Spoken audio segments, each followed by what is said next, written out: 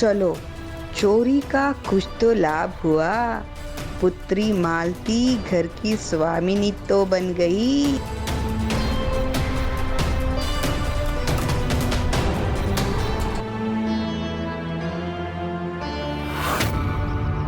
सत्यवती,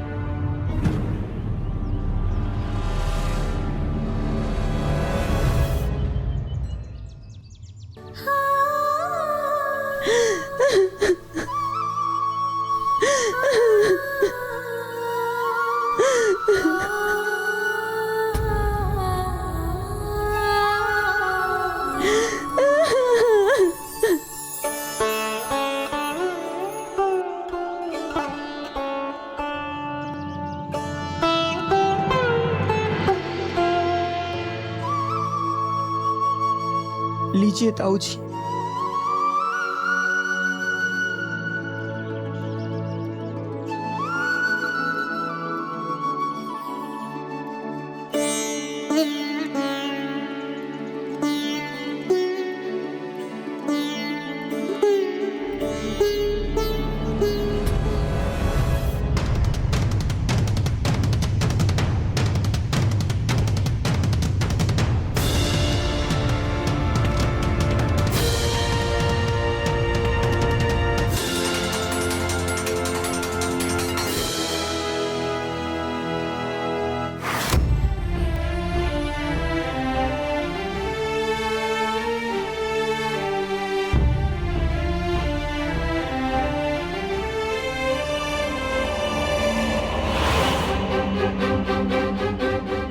मेरी अंगूठी तो मां को पता था कि चोरी करने मैं ही आया था।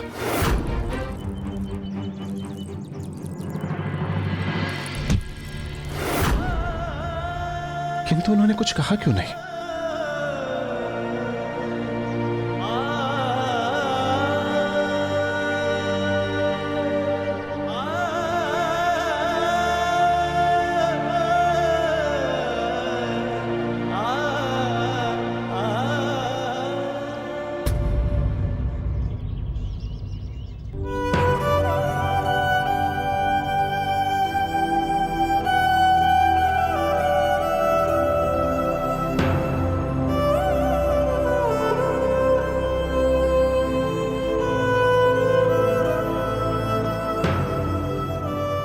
अन्याय करना उचित नहीं है तो फिर सहना भी उचित नहीं है गजानन।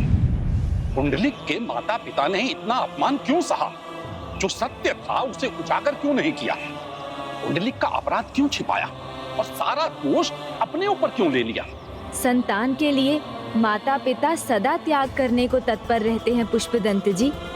ऐसा ही जानुदेव और देवी सत्यवती ने भी किया।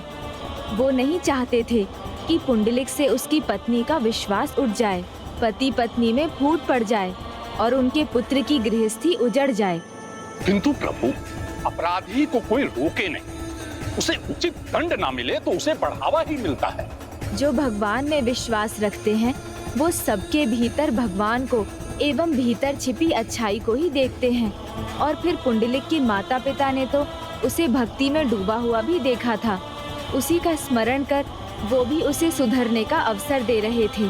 वो अपना सर्वस्व त्याग कर रहे थे क्योंकि उन्हें आशा थी कि पुंडलिक अपनी भूल समझेगा और फिर अधर्म का त्याग कर धर्म के पथ पर आ जाएगा। तो क्या ऐसा हुआ? क्या उनकी आशा सिद्ध हुई? क्या पुंडलिक ने अपनी अच्छाई का प्रमाण फिर से दिया?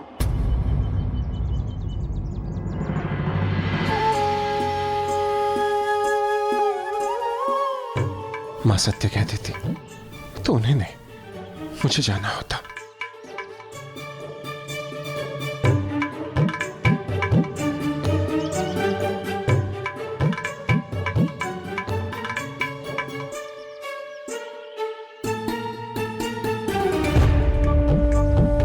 आई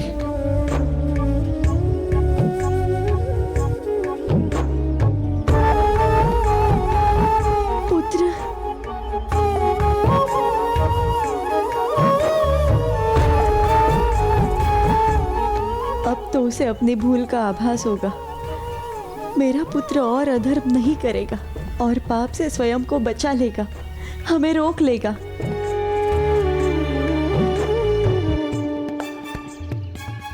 अब ये क्यों आगे बढ़ रहा है? कहीं माता पिता का प्रेम तो नहीं जाग गया इसके मन में? कैसा पुत्र हूं मैं, अपने ही माता पिता को घर से बेघर कर रहा हूं।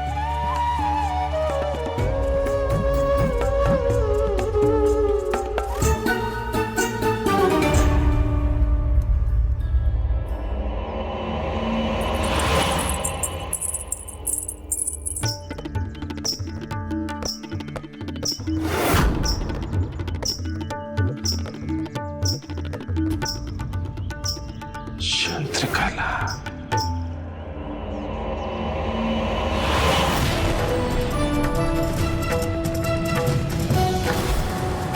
जाते हैं तो जाए, मैं नहीं रोकूंगा इन्हें।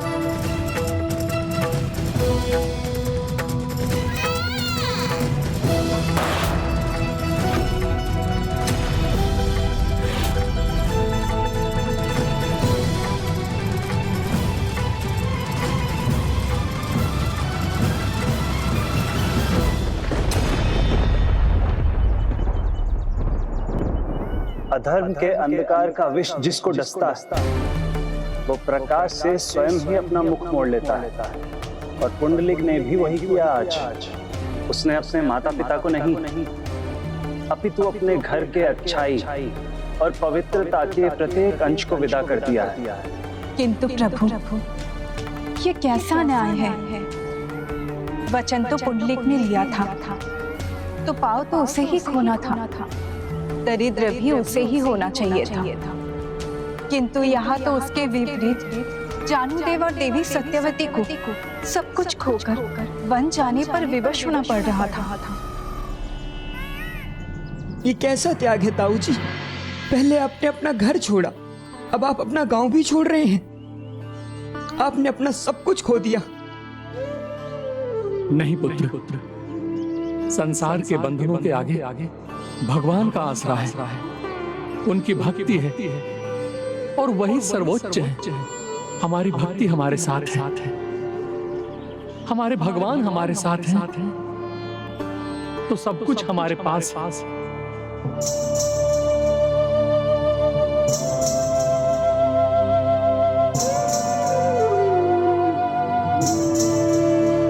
जो अपने माता पिता के आशीर्वाद को ठुकराते हैं, उनके पास सब कुछ होते हुए भी कुछ शेष नहीं रहता। इसीलिए आज अपना सर्वस्व तो पुंडलिक ने खोया है।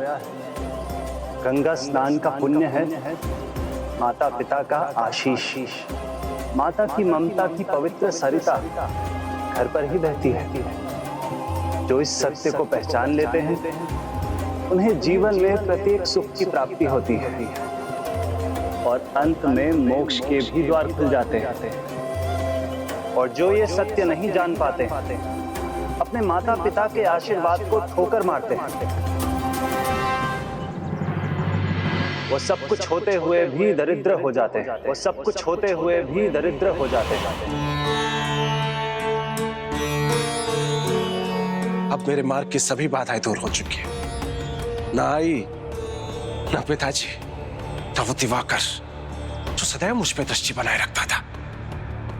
अब मैं अपनी चंद्रकला से मिलने के लिए सदैव सदैव के लिए स्वतंत्र हूं। पुंडलिक तो अब अपने विचारों से, अपने आचरण से दरिद्र हो चुका था। जिन माता पिता ने उसके अपराध को गुप्त रख उसके मान की रक्षा की, उन्हीं की चिंता नहीं थी उसे तो बस विचार था अपनी उस इच्छा का जो चंद्रकला से जुड़ी थी और जो उसे उसके सर्वनाश की ओर ले जा रही थी।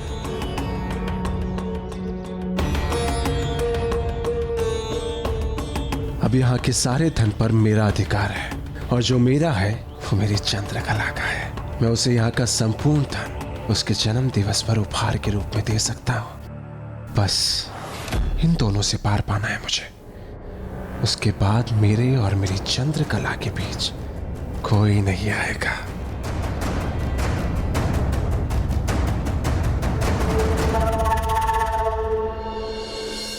मेरे सिवाय किसी और का विचार मत कीजिए स्वामी। मुझे पता है आप अपने माता पिता को लेकर विचलित हैं। व्यर्थ में ही विचलित हो रहे हैं आप उन्हें लेकर स्वामी। नीचता की प्रकाष्ठा ही कर दी थी उन्होंने, तो दंड तो मिलेगा ही ना। अच्छा हुआ स्वयं अपना दंड और अपराध स्वीकार कर लिया उन दोनों ने, अन्यथा भगवान दंड देते तो पता नहीं कितना कठोर दंड भुगतना पड़ता उन्हें। ऐसे ढोंगी भक्तों से पिंड छूटना ही भला है।